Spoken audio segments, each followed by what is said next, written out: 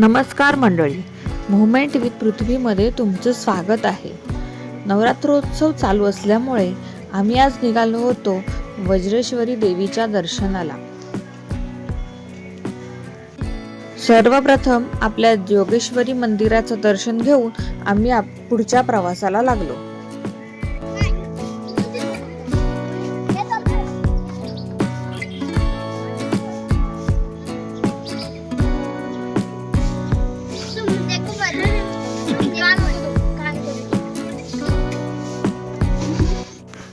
असुरांच्या दुष्ट शक्तीचा नाश करण्यासाठी तसेच भक्तांचे रक्षण आणि कल्याण करण्यासाठी आदी पार्वती आदी माया माता पार्वतीने पृथ्वी तलावर वेगवेगळ्या ठिकाणी वेगवेगळी रूपे घेतलेली आहेत. आपला महाराष्ट्र सुद्धा आदी मायेच्या अवताराने आणि वास्तव्याने पावन झालेला आहे. महाराष्ट्रात अनेक ठिकाणी मातेची स्वयंभू अशी शक्तिपीठे मंदिरे आहेत. आदिमाया पार्वतीचं असंच एक रूप अवतरलं आहे ठाणे जिल्ह्यातील भिवंडी तालुक्यातील वज्रेश्वरी येथे. वज्राची स्त्री म्हणून ओळख असलेल्या लाखो भाविकांची श्रद्धा असलेल्या वज्रेश्वरी आईच्या मंदिराला धार्मिक पौराणिक महत्त्वासह एक ऐतिहासिक महत्त्व सुद्धा आहे. पोर्तुगीजांच्या विरोधात चिमाजी अप्पा पेशव्यांनी वसईचा किल्ला जिंकण्यापूर्वी वज्रेश्वरी देवीला नवस केला होता. चिमाजी अप्पांनी वज्रेश्वरी देवी आईला विनवणी केली की जर त्यांनी पोर्तुगीजांकडून किल्ला जिंकला तर ते देवी आईसाठी मंदिराची उभारणी करतील. आख्यायिकेनुसार वज्रेश्वरी देवीने त्यांना स्वप्नात येऊन दृष्टांत दिला आणि किल्ला कसा जिंकता येईल ते सांगितले. देवी आईने सांगितल्याप्रमाणे पोर्तुगीजांचा पराभव झाला. त्यांच्या विजयाप्रित्यर्थ चिमाजी अप्पांनी सुभेदारांना आदेश देऊन वज्रेश्वरी मंदिराची बांधणी केली. तेव्हापासून ती नवसाला पावणारी देवी म्हणून प्रख्यात आहे.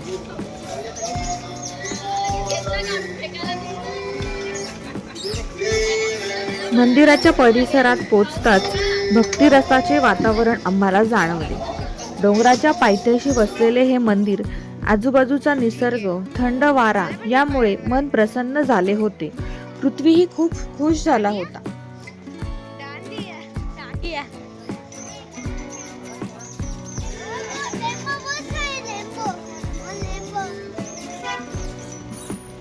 क्या है रेनबो?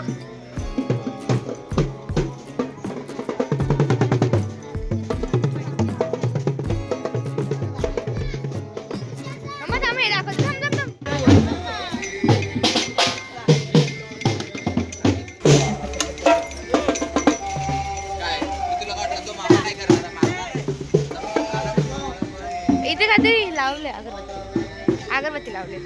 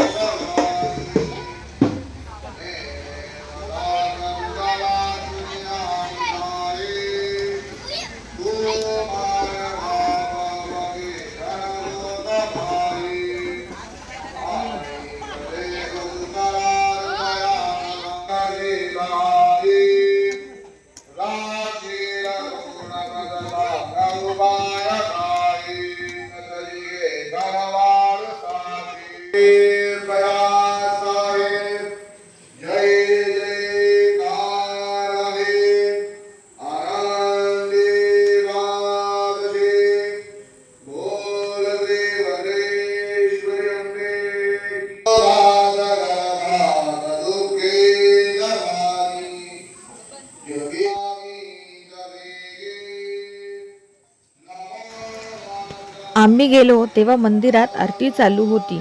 थोडं थांबलो. देवीच्या गाभाऱ्यात जाऊन आम्ही सर्वांनी मनोभावे नमस्कार केला, ओटी भरली. देवीच्या तेजोमय मूर्तीसमोर उभं राहिल्यावर आत्मिक समाधान मिळालं. आरती, घंटांचा आवाज आणि भक्तगणांचा जय जयकार वातावरणात उत्साह निर्माण करत होता. पृथ्वीनेही मनोभावे हात जोडून देवीला नमस्कार केला.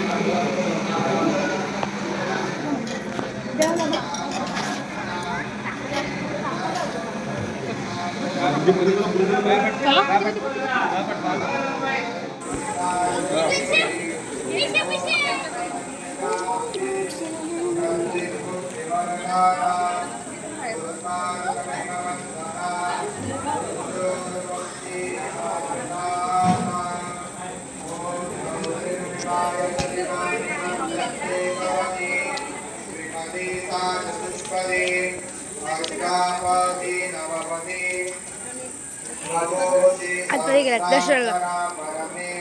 अभी इस मंदिर में जाना है.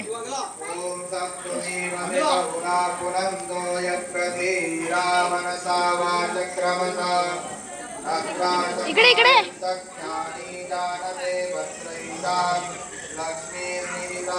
पहले इधर इधर इधर यार.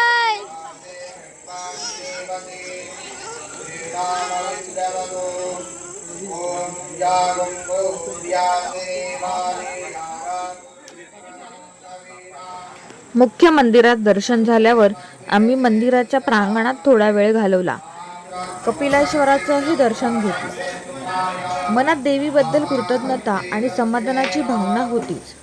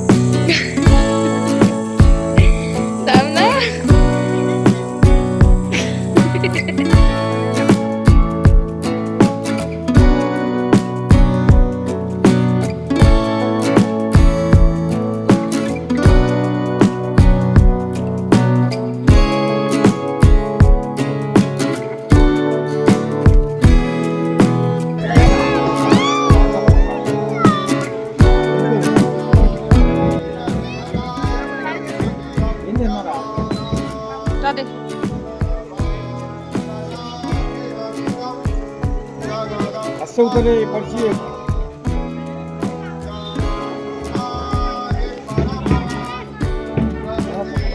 चला.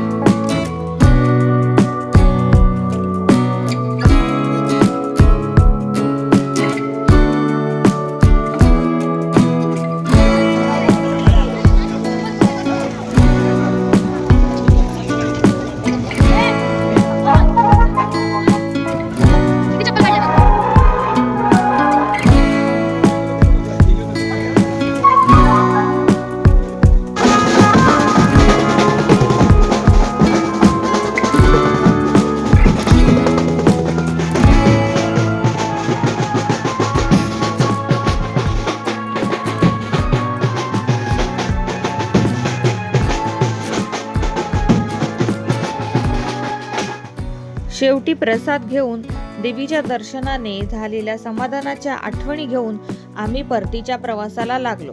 कसा वाटला मग तुम्हाला व्हिडिओ आवडला असेल तर नक्की लाईक करा, चॅनलला सबस्क्राईब करा, फ्रेंड्स अँड फॅमिली बरोबर शेअर करा.